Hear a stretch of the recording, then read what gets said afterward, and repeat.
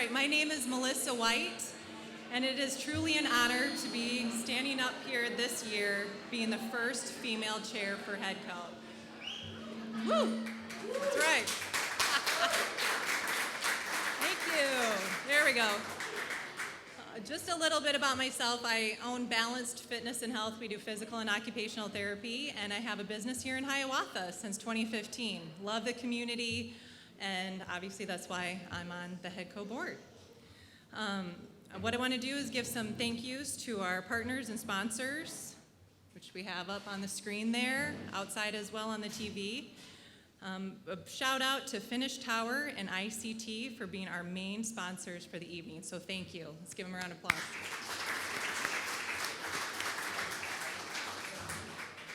Next, thank you to our HEDCO Board of Directors. It is truly an honor to be working alongside these successful and amazing board members. So if you're here tonight, please stand. And again, let's clap, right? Thank you. All right, another thank you to the Hiawatha City Council members. If you're here, we'd love to have you wave. Woo! There we go, change it up. Give a clap. And Mayor Bennett, if you could please stand.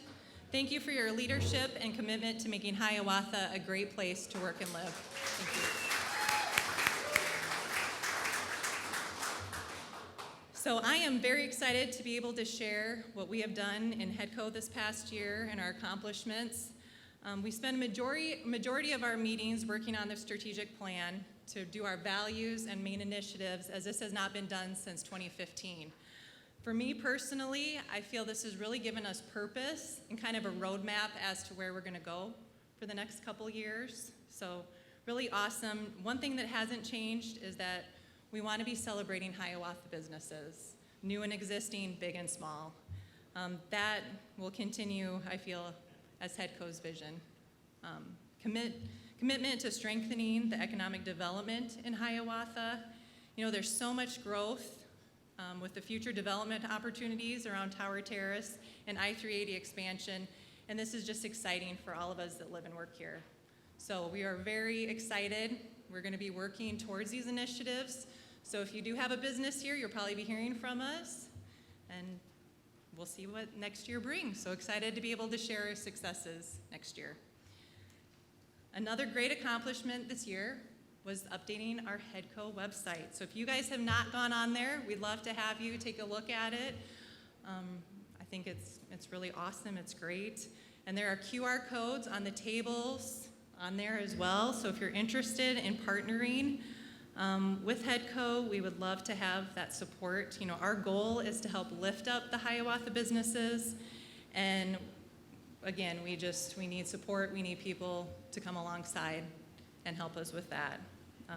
We want to see new businesses excited to move into Hiawatha while providing support to our current Hiawatha businesses.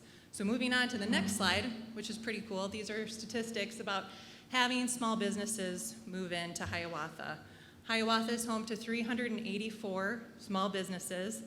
The top 20 employers in Hiawatha employ approximately 1,500 people and have a combined annual revenue of $464 million. One of the statistics I thought that was really cool is that small businesses that grow into large businesses often remain in the community in which their business was established. And I know starting a business, the grit, the resilience, the hard work, wondering if it was going to succeed or not, that started for me in Hiawatha, and so I will have such a special place for the Hiawatha business community. So I think this is great, the statistics on that. Celebrating business success. So again, something that HEDCO and the City of Hiawatha do a great job of, and also the Corridor Business Journal. So last night, they hosted the coolest place to work. I will have to admit, the Balanced Fitness and Health is one of the coolest places to work.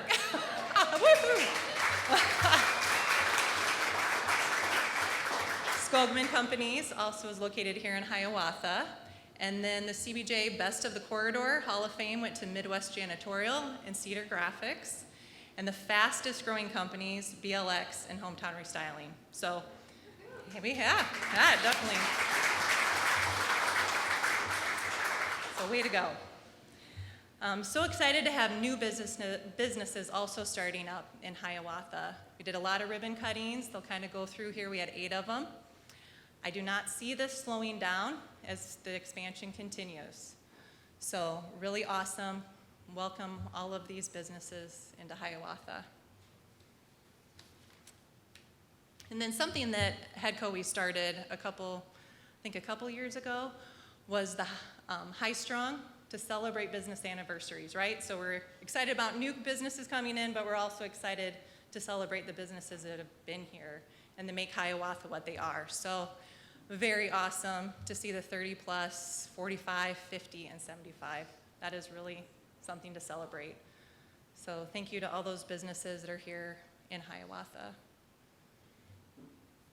And then a great way, the Hiawatha Business Summits, great way to provide support and education along with connection and networking. So these summits are free to attend. I hope that a lot of you have been to these. We do have one coming up September 6th, and this is on infrastructure advancements. I know that right now there's about 50 people registered, so I think there's gonna be a great turnout to this one. But we continue to hold these throughout the year. And you can see the ones from last year as well. So great way to be connected again and something to do in Hiawatha. So with that, I'm going to turn over the mic to Mayor Bennett to present the Faye M. Clark Award. Thank you.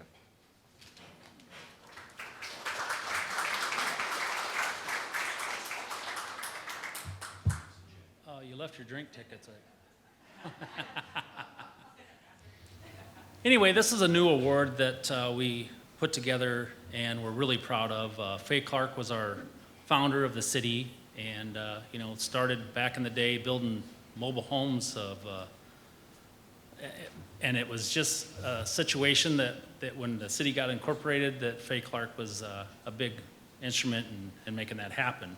And I'm very proud to announce that our first person to get the Faye Clark Award is Tom Tice, which has been a pillar of commitment to the city. He's been in my position longer than I will ever make it, but no. And this is something that we're going to do each year from now on, and I'm excited to show him his award. Come on up, Tom.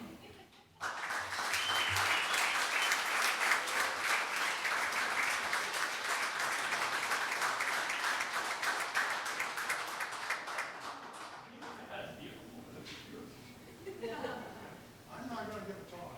I am honored. Something I said a long time ago, I would have loved to have met Faye. I would love to ask him what he thinks of his city today. It's amazing, I think, the things that have happened through the years. We've had good mayors, we've had good councils, we've got an excellent staff. I hope you understand that. Thanks, Yeah. Bill. Thank you very much. Thanks for being here.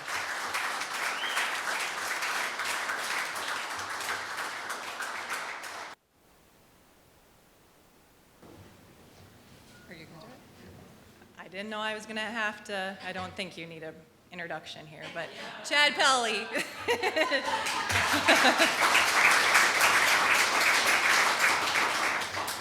Oh man, which one of you thought this was a good idea? No, thank you guys. You can throw away those scripted questions though. No, in all seriousness, this group of panelists, these guys are all amazing experts in their own field. I've been fortunate enough to work alongside or with each and every one of these guys, and so I'm excited to hear their opinions tonight. And I want to thank you guys and everybody in attendance. Mayor Bill Bennett, he lowers taxes. What else can I say? He's been in Hiawatha 45 years, lifelong resident. Businesses are all owned here. He owns and operates a second-generation small business in Hiawatha, and he's been here for as long as any of us. He continues to lead our Hiawatha government to be financially efficient, and he encourages growth in the community, and I think we can all see it around us right now more than ever. Lowers property taxes, and I like that. Marty, Cedar Rapidian councilman, transplant, owner Ogden Adams. Recently had a groundbreaking and then subsequently a ribbon cutting yesterday, so congrats, welcome. He and his wife of 26 years have 3 children, Jack, Ben, and Ella. He spent his career in real estate and development, so he's been around before he was president and partner and business development manager over at Ogden and Adams. He's got a nonprofit that I'm sure most of you know. I know Jack Foundation, obviously inspired for his son, Jack, who is a 15-year-old cancer survivor, and the proceeds of that go to support local patients and survivors, and there's an event every year I'm sure most of you are aware of. Mark, with Edward Jones, registered financial advisor on Boyson Road here in Hiawatha. He's been with Edward Jones just over 6 years, but he's been in the industry of healthcare for over 30 years. As an advisor, he focused on helping his clients with their entire financial package, including retirement, tax efficiency, and estate planning. Conversations have centered on staying focused on the longer-term goals and trying not to react as abruptly as the market has. After graduating from Iowa State University, sorry about that. Steve, neighbor, FSB. Synonymous, I mean, how do you, the FSB neighbor name synonymous with banking local, right? We all know the name. Graduated from Iowa State and came back to work at FSB in 1986. And over the past 36 years, he initially worked in FSB's Albernet office as an ag lender and insurance agent, moved to Hiawatha in 96 as a commercial lender and branch manager. And since 2006, he has officed out of the Marion branch, where his primary responsibilities is leading all the functions at FSB. Craig C. Byers. Fun fact, 23andMe, Craig and I found out we're related and direct descendants of Dale Earnhardt Sr. No. Craig comes from a long pedigree of real estate professionals. His father, Scott, and his uncle Craig are still active today, his grandfather. He received his BSBA in commercial real estate and construction management out in Denver in 2008. He began his career in 2008 also assisting clients in the retail office and industrial sectors. He's represented so many different groups, it's hard to even list. He's also been active with Almond companies, developed over 1 million square feet of retail office and apartment projects, and in over $200 million in commercial transactions since 2014. That's pretty amazing. Since joining Almond's group in 2017, he's been instrumental in the successful representation of many of the Almond properties that have been developed, the Depot, the Fountains, Peck's Landing, Edgewood Town Center, to name a few. He continues to serve on numerous boards. And with that, let's get right into the questions. Marty, when's lumber coming down? Pass. Next question. All right. Hiawatha in our region has seen the tremendous growth even through COVID and derecho. Many of the projects stayed on course. In fact, Hiawatha saw continued growth with new construction valuation numbers of $30 million and over a 3-year period, $57.7 million. Mayor, what do you think equates to this growth? Well, I think it's a lot of the what happens is the simple of doing business in Hiawatha. I think that anybody that's built out here would admit that things went really smooth, and we're lucky enough to be small enough that we can still have that one location to do the economic development, and also to with our building department is very simple, not simple. They're very easy to work with and willing to help your project move forward instead of, sometimes with some projects, they stand still. And so I think that's a lot of our reason that we have grown so fast. And, there's no doubt that the interstate has been a big help. We've been talking about the Tower Terrace interchange for a long time, and now it's finally, we can look out and see it happening. So it's exciting. We're going to continue to grow. We already mentioned Ogden and Adams, welcome. Along with that, BLX, BDC, Home Depot Warehouse, Finish Tower, Apex Endodontics, and Scooters are a few other businesses that have recently located in Hiawatha. You've seen construction on numerous different projects. When a business has so many opportunities to look for a new location to call, Marty, why did you guys pick Hiawatha, and what made them stand out? Well, Chad, when we purchased the business in 2019, our hope was that our projections were true and we'd outgrow our current facility.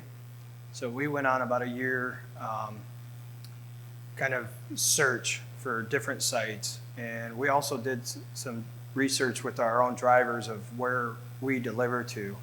75% of our deliveries were north of Cedar Rapids into Hiawatha, Marion, and the northeast side. So the realization of going south of town just was not feasible for us. So we really started looking at the northeast side of Cedar Rapids and into Hiawatha, and our number one site, always resurfaced, is where we located on Kettleson Drive. The visibility from 380, the signage that we could have, and then the groundbreaking of Tower Terrace for our delivery drivers and for our vendors to get to us. It was just kind of a no-brainer, so we pulled the trigger. We met with the city staff, and it was, to the mayor's point, pretty easy. I mean, there really wasn't anything that, on real estate deals, you always kind of wait for that one thing to happen, and it just never happened in Hiawatha. So we just kind of felt like, let's do it. Don Premise, I've known for a long time. He was great to work with, even though we had to work through some real estate agents. It was fine, it worked. But, but we couldn't be happier, and it went true from the first time I met with Kim Downs all the way to doing the final walkthrough with Jim, the building inspector. I mean, he was such a great help along the way, and he was there, I would say, not every day, but almost every day, just checking in, which was very helpful. So there was no gotcha, I caught you at the end of the project. So that's why we selected Hiawatha. Thank you. Marty, how many employees do you have right now, and what do you think that'll be in a couple of years? Right now, we always hover around 20 during the off season. During the busy season of the summer, we bring some college kids in to help with our busy season. Right now, we're hoping to grow that to 30 within the next 2 to 3 years. Thank you. Craig, as a community, what are Hiawatha's unique qualities that drive people here? Yeah, so, in my role, I'm experienced in seeing kind of business people come in and choose Hiawatha to locate, to have one of their locations here. And a couple of reasons. One is, I'm going to reiterate what the mayor said, that they are greeted from the city staffers and the council people with open arms, and opening their business here is very, very easy. Two, obviously, just the actual location of the city next to 380, that provides major ingress and egress, all the way up from Black Hawk County all the way down to Johnson County. And so I hear a lot of business owners saying that they have really picked up their business, being at the fact that they're, several, a mile or not too far from 380.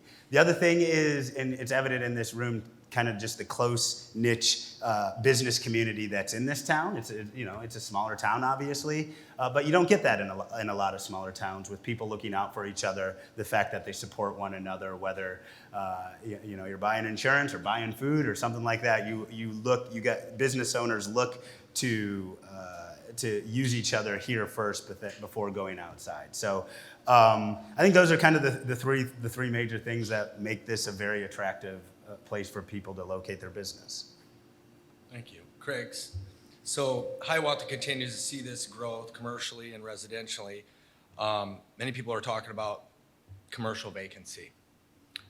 As we continue to see buildings going up and other companies downsizing, are you seeing a higher rate of vacancies?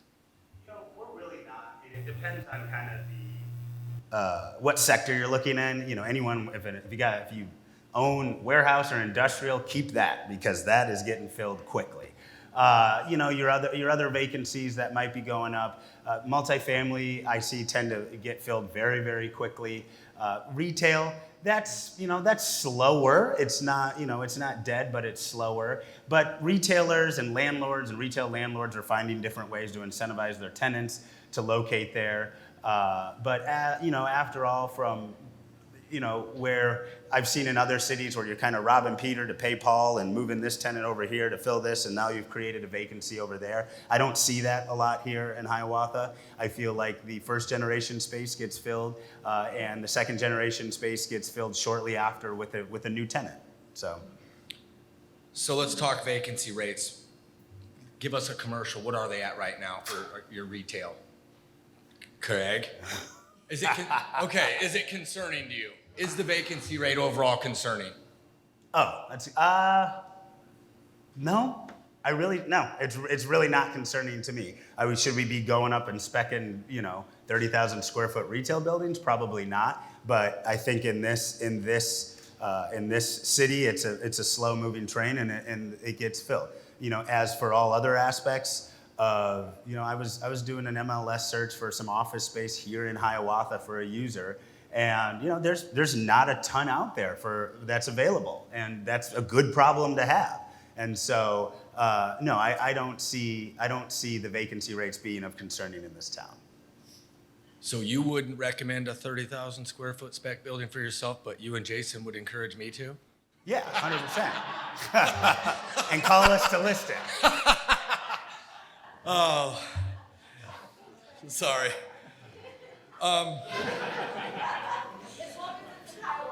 Yeah. I don't have your commission check with me right now. All righty. Hiawatha has many advantages as it attracts a significant number of employees to the city throughout Lynn County and the adjacent communities and counties. The city is also realizing steady housing has become a concern for Hiawatha, and aging multifamily housing specifically is lacking the single-family essential housing, with price points in that affordable $150 to $250. Mayor Bennett, I'm coming up on you. Hiawatha has been encouraged with groups of developers gaining interest in these areas. You have the Village Center underway.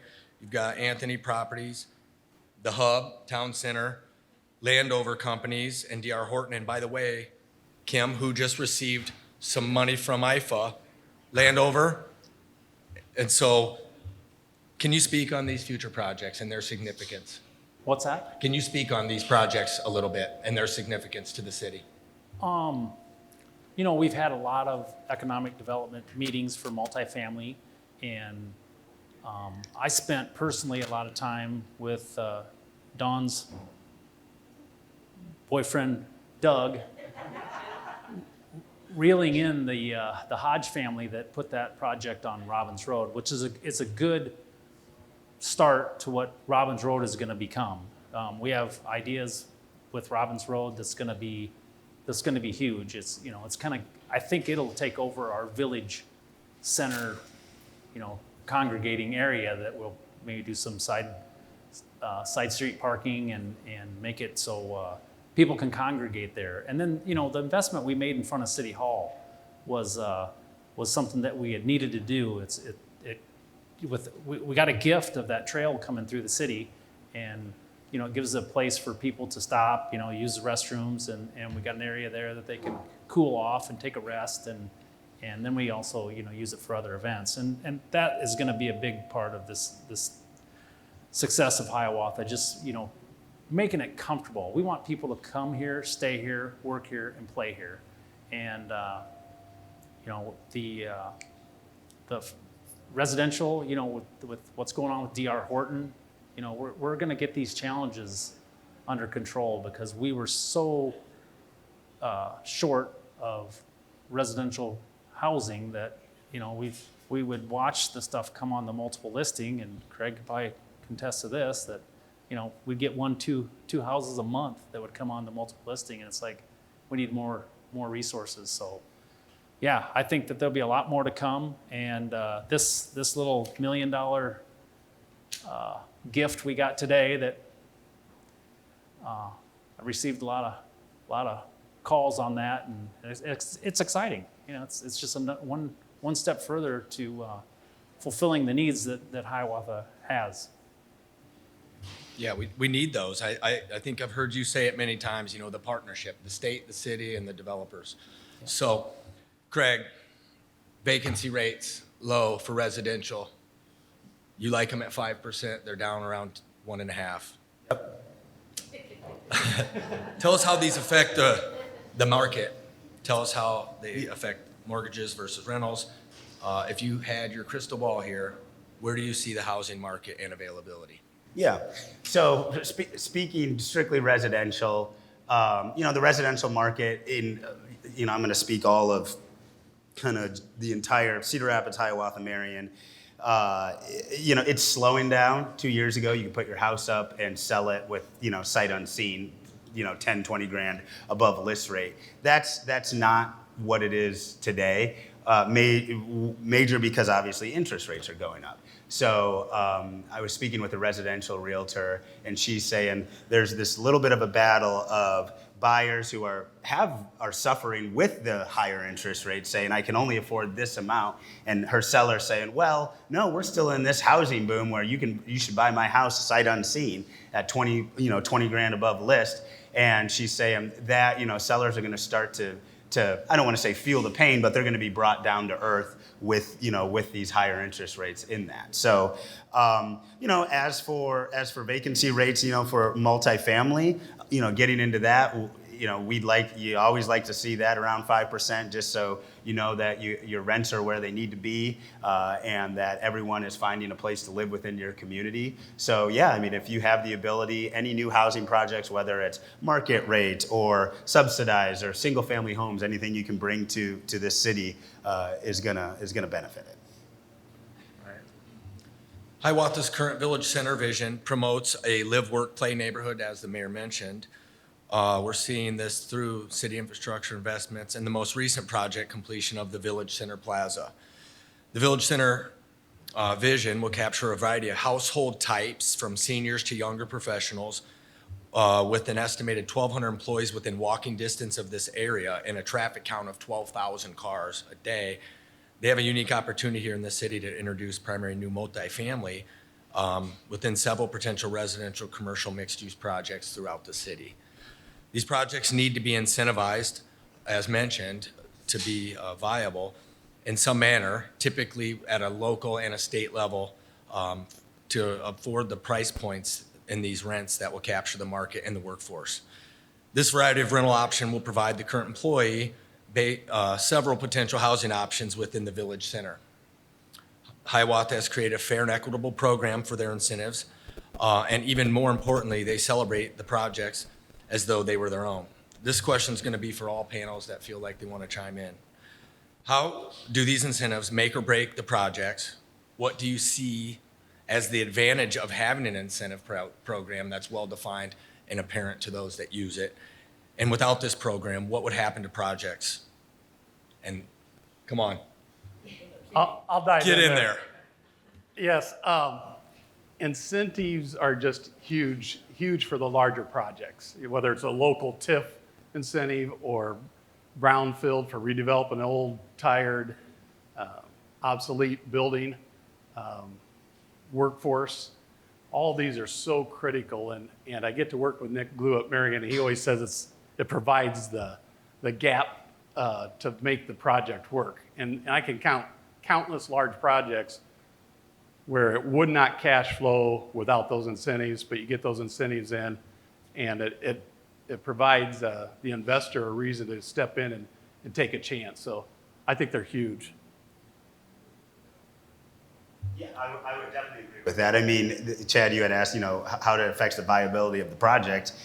And if you don't get it, you don't have a project. That's flat out. I've seen and been a part of projects that, hey, we weren't awarded it this round, so let's put it on our shelves and try again next year. And so, with TIF financing, it's City looks at it as a way, okay, we're given a tax incentive for 5 or 10 years, but that building is then gonna be on our tax rolls for the next 90 years. So that's a no-brainer for, you know, for a city administrator to look at that. And so, but yeah, I'm echoing his thoughts. They're huge, and we need them. I like to look at it and say it's the street value versus what it costs. That's the gap, period. Alrighty. Well, speaking of excuses, we're experiencing so many with supply chain, labor, et cetera. Steve, Craig, and Marty, how is this affecting your business and the businesses you work with these added costs? And are you seeing projects placed on hold yet due to this? Well, I'll speak to that a little bit.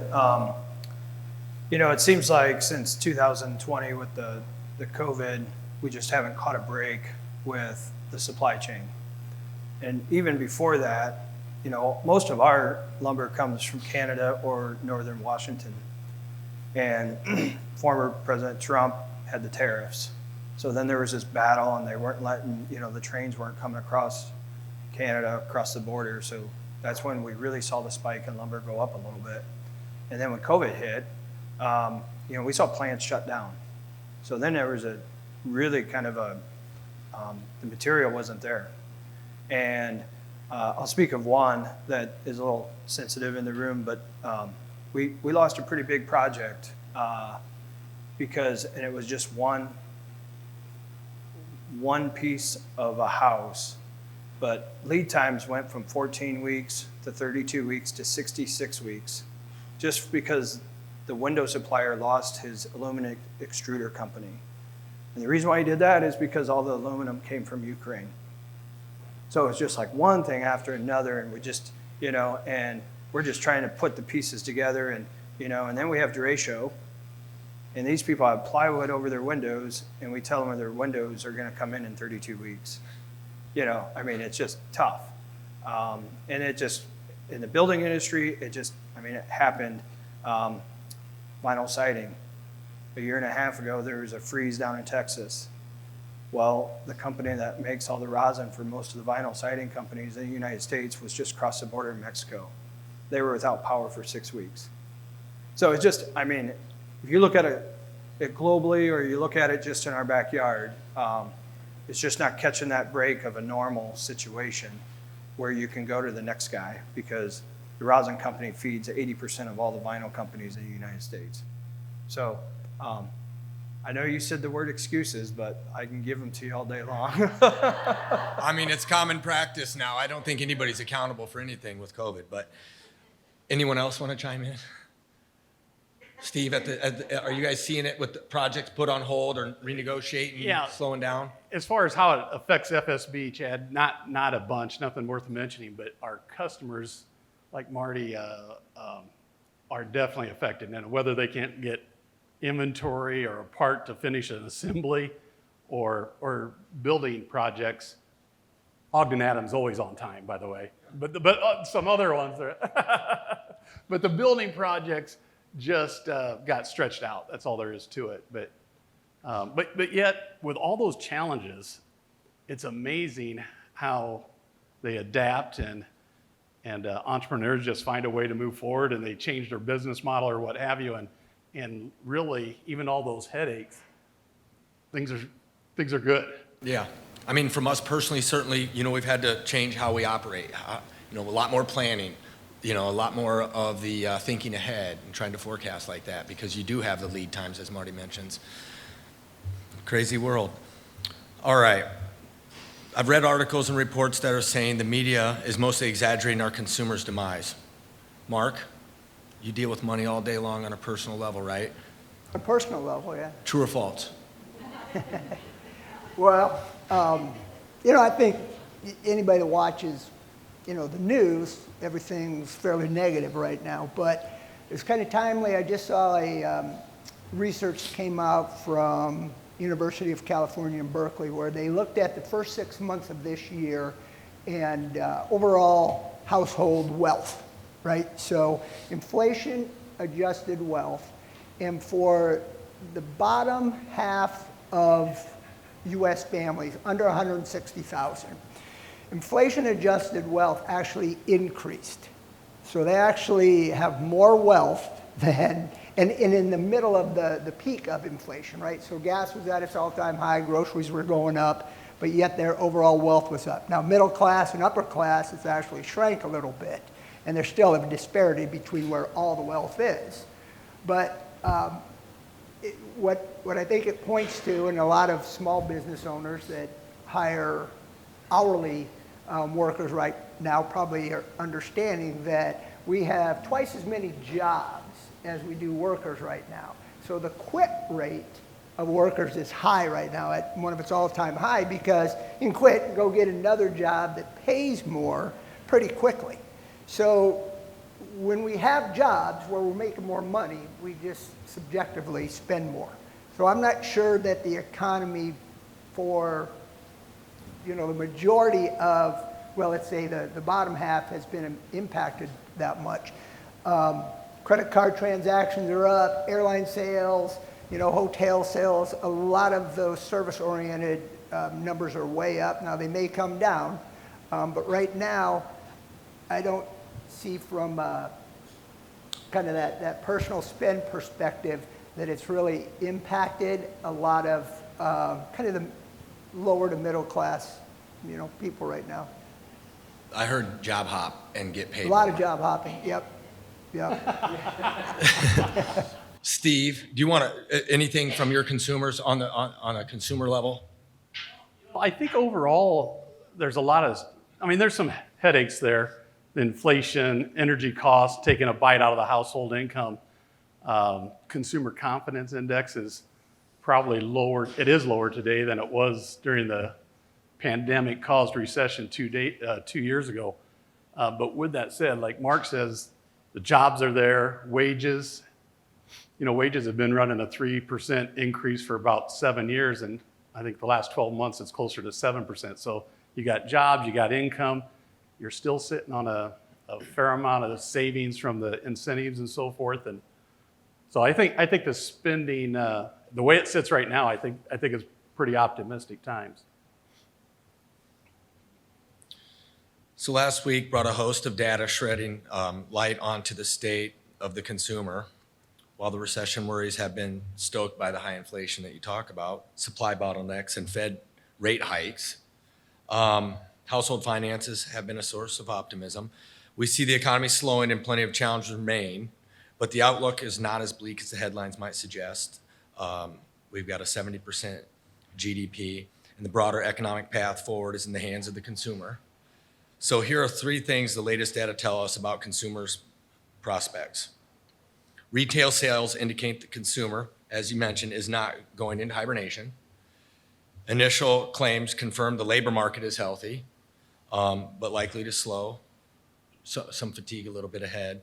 And the consumer sentiment has plummeted, but lower inflation should improve the consumers and the market's mood.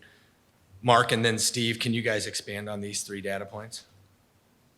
Yeah, it's kind of like I alluded to before. I think, when people work, they spend money. And we are starting to see some layoffs, some larger companies that are laying off. But like today I heard like Facebook or Meta and some larger manufacturers, they're laying off engineers and networkers, not kind of those daily workers or hourly workers. So that part of it, to me, we'll see a balancing out of it. I think if we're patient, we're going to see, if we allow the Fed to do what they plan to do and don't react to what we think they're supposed to be doing 6 months down the road, I think it's actually starting to work. Now, that's just a personal opinion of mine. The other thing that I think you just alluded to it, Steve, is that consumer confidence is at an all-time low. July, we hit the lowest point we've hit. This is coming out of the University of Michigan, right? Typically, after we hit a trough like that, the following 12 months, historically, we've seen the S&P go up by like 25%. So, not saying that we hit the trough in July, but August was better. And we are starting to see some more optimism. Again, I think if we let the Fed kind of do what they want to do and don't react to, what they say rather than what's actually happening, I think we're going to be in better shape nationally than maybe what is expected or is what's being shown by the markets over the last 10 days. Steve, anything to add? Yeah, I think Mark touched on that Fed. To me, that's the wild card out there right now. I thought Chairman Powell's words were pretty strong last Friday when he was saying, he's targeted 2% inflation. We're at, 8.5, down from 9.1, but nowhere close to his target. And it sounds to me like he's going to use all his tools he's got to get it down to 2. And so it just depends on how fast that inflation reacts. If he gets, they're still talking a couple different adjustments yet this year. And so if that's all there is, I think we can survive okay.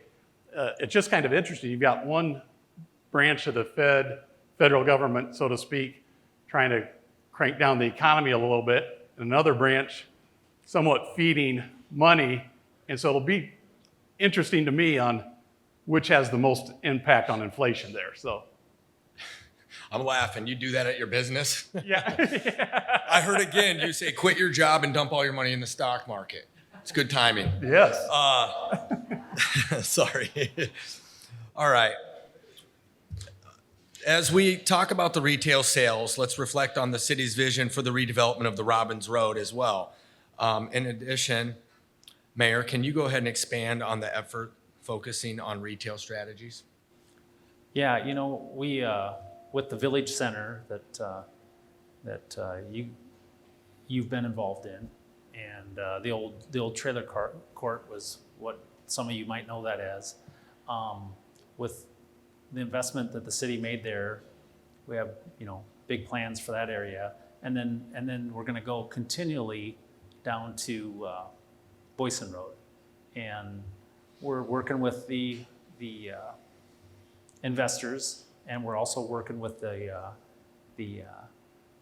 stockholders, the people that have that property, and we got a forecast with the idea that that's going to be more of a retail with multifamily above some retail, and so we got some infrastructure that need to be looked at anyway, and so with that being done, it's time to give that an update and bring that into the 20th century, because it's very perfect for the timing. Thank you. So according to usafacts.com, 56% of American adults, 145 million plus or minus people, own stock. The percentage of this has not moved over the past decade, despite the gains that you mentioned in the stock market. With the state of the economy, we know investing is an effective way to put money to work and outpace inflation and increase in value. Is this true or false? Start with Mark and then Steve. It's true. So I guess there's a couple things that I look at. Now, right now, we're in a period where just being patient, and looking for good opportunities to get in the things I think is very prudent. It means I'm not, encouraging folks to come in and, roll all their money that's in the money market and the stock market right now or anything like that. But there are opportunities. So there's two things I would share with you. One guy told me that I think is interesting is when we have an investment, and what I try to do is help folks with investments, right? So we're talking 3 to 5 to 10 years. We're not talking about trading and things like that. So if you look at your life and the things that you want to buy that are going to last like 5 years, like a car, typically we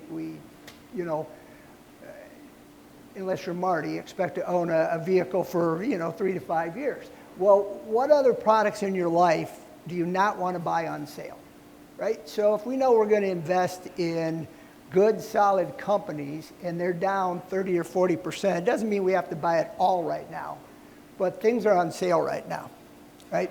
And the other thing I'll share, this just came, I just got this from a wholesaler today. I know you can't see it, But if you take a look, it depends on how you look at things. So, everybody has a different perspective. So this is a chart right here for the last 40 years. And it just shows the volatility of the S&P 500, right? And all it does is go like this. So from a short-term perspective, if we're looking at volatility, it's going to do this all the time, right? But if you take a look, and again, you won't be able to see this. It's just for effect.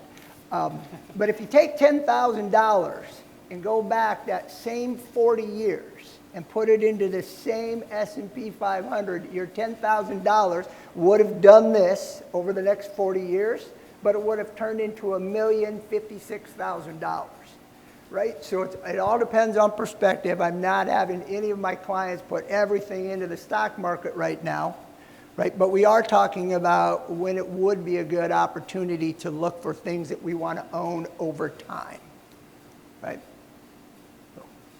Mr. Neighbor, anything to add? I'm going to go with ditto. Yeah. Mayor, tell us about being landlocked and the future growth of Hiawatha. We're landlocked? Are we? No. No. Room to grow. No, with the way that we did the 28 agreement with Cedar Rapids and county, county don't count, but we got a path that goes to the west and goes north, and we've annexed in a couple hundred acres in the last couple of years, and there's been other people that have come to us and got some ideas, and we continue to look at that. We actually did a budget meeting Monday, and we talked about how we're going to continue to navigate that and be ready for some of these housing developments that are out in the area that are in county. They're 30, 40 years old, and they have aging septics and water systems. And as the older families leave those houses and the younger families take over, there's going to be a more of an effectiveness as far as water quality. And Hiawatha, I feel, has awesome water, and it's going to be something that we can present to those additions and move them all in at once instead of just one by one. In that water for about 80 years, you Yeah, said. it's been good. Here's some facts. Hiawatha currently has 688 acres ready for development, 460 acres of commercial, retail, light industrial, and multifamily, 160 acres low-density residential that's already platted, and 60 acres of low-density residential not platted. So a lot going on, and as you mentioned, a 2080 agreement that has a lot of opportunity for growth. And this one can be for any of you guys. What is on the horizon that will affect how you do business and how you plan to grow in your respective industries? Steve, I can see that smile. Because that's a tough question. What I see on the horizon, I gave some thought to that. And to be honest, I don't have anything specific. I just think the world we live in today, there's going to be change, whether it's change in interest rates, change in the way to serve our customers, technology. We just have to be prepared to adapt and, like I mentioned before, the entrepreneurs before, adapt and move forward. And as far as growth goes, I think the way we grow is to not change one thing, and that's our values. And our values at FSB are integrity, financial responsibility, and the golden rule. And for those that missed that Sunday school class, those, do unto others as you want them to do unto you, or treat them like you want to be treated. And I think if we keep doing those things, get better at that, growth will come our way. Marty. To add that, like in our industry, time seems to kill deals. So to have shovel-ready land for developers, one of the issues that we have experienced in the last couple of years is developers or builders not having lots to build on. And so, you get land developers go in and put streets and infrastructure in, and then it opens up for builders where they don't lose out to other communities or other existing homes. So I think just having that that shovel-ready land that ready to be developed is a huge asset to this community. Anyone else? All right, Mayor. You guys have a lot of projects going on right now, municipal projects. The Tower Terrace interchange, of course, been talking about that for 50 years. And that's going to open this fall, right? Construction on the fire station on Stamey, and then the Boyson Road interchange. Can you just speak a little bit on these and others and what that means? Well, obviously the Tower Terrace interchange, like you said, has been talked about for a long time. And to finally get that to happen has been exciting for us. Everybody, when you go to these meetings, they don't want to talk about development. They kind of want to, we already developed, obviously, the area. And luckily, we kind of spun it around, and it was about safety, because 5 o'clock at night, if you're getting off on to Boyson, the traffic would actually back up to 380. So we're lucky the DOT relooked at that and decided to push that project forward. And the other projects that are going on, the fire station, another situation that when I first got elected, I went and looked at the fire station. It's like, how do they do it with this kind of space? And we're still a volunteer fire station, thank God. And so with that being said, with the training we give them, and now with this new station, it'll make a presence that we're in it. We're in it to win it with the fire station and those guys. We just completed the safety training area next to City Hall for the police department, and they love it. And so those are the kind of things that we continue to move forward on to make it more presenting for these entrepreneurs and these up-and-coming employees that maybe will end up in Hiawatha. And so things are good. I heard you guys were going to go ahead and do your own sewage treatment plant because you're going to have so much money once you complete all these projects. Yeah, no, I don't see us do. That was a lie. Yeah, I never heard that. sewage treatment plant and dispatch, we're out on both. Well, I want to thank all of you. And before I turn you loose, give me one word about the future. One word to describe it. I'm going to give you mine, even though you didn't ask. Cautiously optimistic. Hey, I'm an engineer, and we know I have horrible English. Go ahead. Anybody? Being able to adapt. Positive. Growth. Forward thinking. That's 2 words, sorry. We'll ask for forgiveness. Yeah. I'm just copying you, Chad, optimistic. Thank you, guys. Thanks, everyone.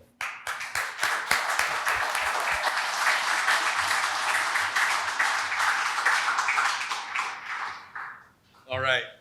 One last thing here. Melissa, could you please come here? Melissa, my gosh. I don't even know what to say, and I'm without words, and that's rare. All I can say is, maybe what I want to say I can't say. This woman is a badass. Not just what she's done for Headco, for the community, for her company, for everybody. And with that, we want to thank you for leading us. And I want to not thank you for abandoning me, Kim and Melissa. Well, thank you.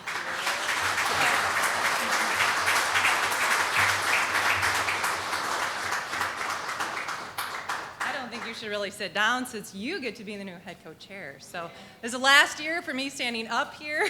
So thank you for listening to me tonight. Another shout out to the sponsors and our main ones, Finnish Tower and ITC. Thank you for supporting the State of the City dress tonight. So with that thank you for being here. Live music, you know what? No, I can't stop it yet. We need the slide. Kim is leaving. So we want to say thank you for your service, 17 years. And, yeah.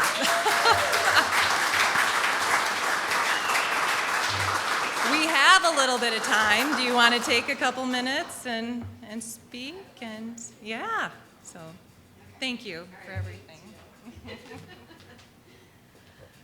I tell you, it's always, I love a room full of people. It makes us feel like we are doing something right. And it's so important to recognize so many people here today that makes Hiawatha the great, awesome place that we call home, the place that maybe it's our home during the day because we come in here to work.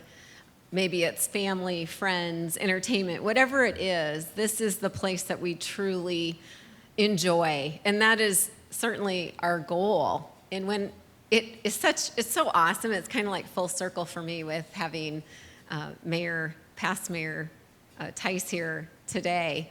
I'm very thankful for city councils and mayors, and of course our city staff as well.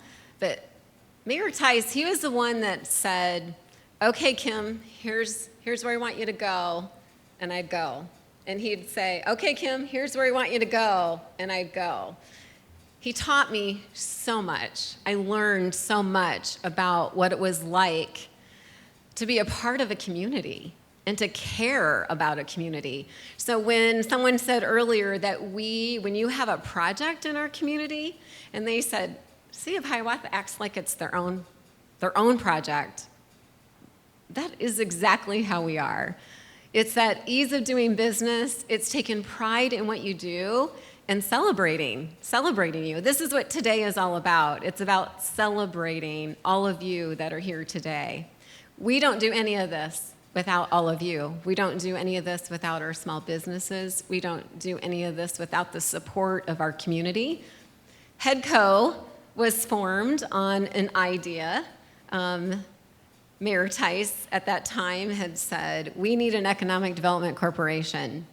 And I said, okay, what are we going to do? How are we going to do it?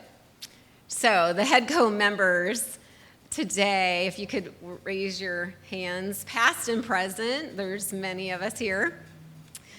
These are the people that are celebrating and lifting each of you up every day. All of the dollars that get put into HEDCO, 100% of it is spent on lifting up our business community, celebrating you. Is Sonia from Cedar Run still here somewhere? Sonia, wave. So Sonia is one of those people that we've met along the way, as we met many of you. And we talked about entrepreneurs earlier. That is what we are. That's what Hiawatha is. That's what our metro community is. We are about entrepreneurship. And it takes passion and courage and resilience. That's a word for you, resilience, adaptability. That's why these guys up here, when they're talking about being optimistic and talking about we see a great future, when you think about the projects over the last 3 years that continued to grow, and to move forward, that's called resilience. It doesn't matter where in the corridor. I'm going to certainly boast Hiawatha, but that is what makes this area Iowa. Iowa. Who doesn't want to live in Iowa? We need to tell our children. I have one that left. Hopefully someday she'll come back. But I have been so blessed with so many people, so many kind people that are in our community, and we are in it to win it. And at City Hall, we don't usually say this with council, but when fun things really happen, I always ask for a hell yeah. Where's the hell yeah? Let me hear it. Hell yeah.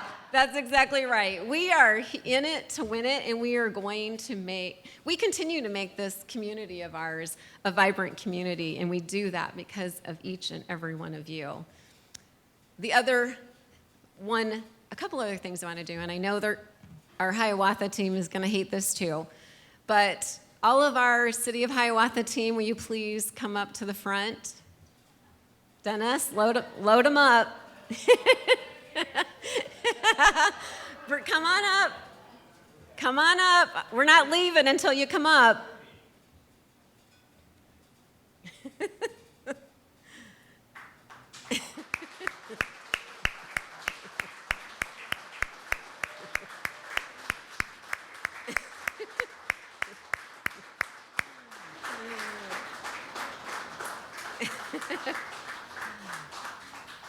Where's Matt?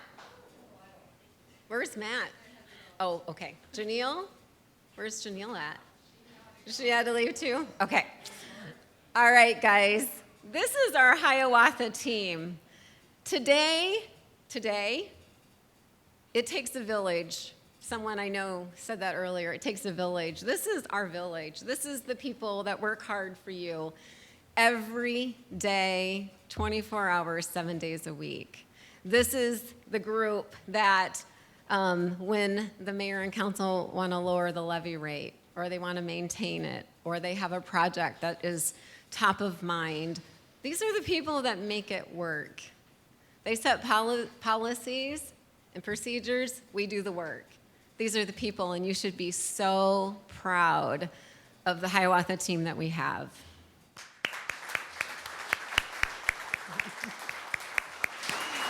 Yes. And I love every one of you, bottom of my heart. You'll always be here. Now, last and not least, City Council. I would like all of you to join this team as well.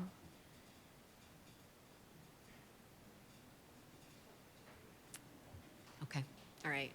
Where did Rob go? I say, there's Dick. There's Dick. Come on up. Yep. And we have Mayor Bennett. Mayor's up here. Did Rob have to take? Is Rob here somewhere? Okay. All right. All right. Mark Parmenter, where are you at? There he is. Yes. And Mayor Tice, I'd like you to join this team. You know this team almost as well as I do. Come on up.